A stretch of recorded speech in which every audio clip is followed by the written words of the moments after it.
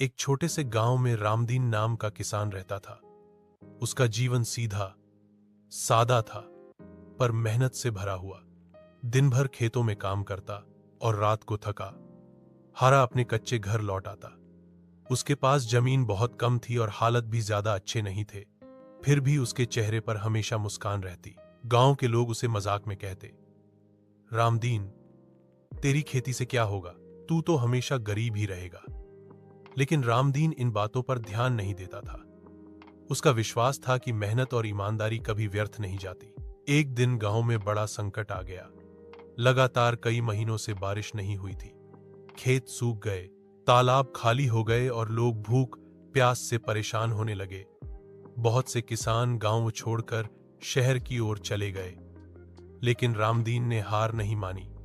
उसने सोचा, भगवान ने अगर मुझे हाथ पैर दिए हैं तो मैं कुछ न कुछ रास्ता जरूर निकाल लूंगा। वह रोज सुबह उठकर खेत की जुताई करता, कुएं से पानी खींचकर पौधों को सींचता और पेड़ पौधों से बातें करता।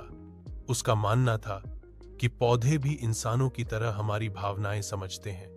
धीरे धीरे उसकी मेहनत रंग लाने लगी।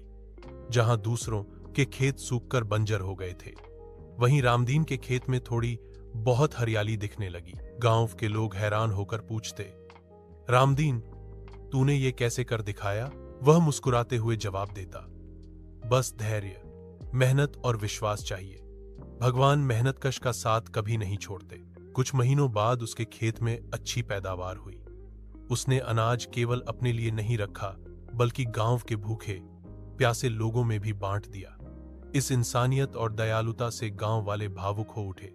उन्हें समझ आया कि असली अमीरी सोने चांदी में नहीं, बल्कि दूसरों की मदद करने के जज्बे में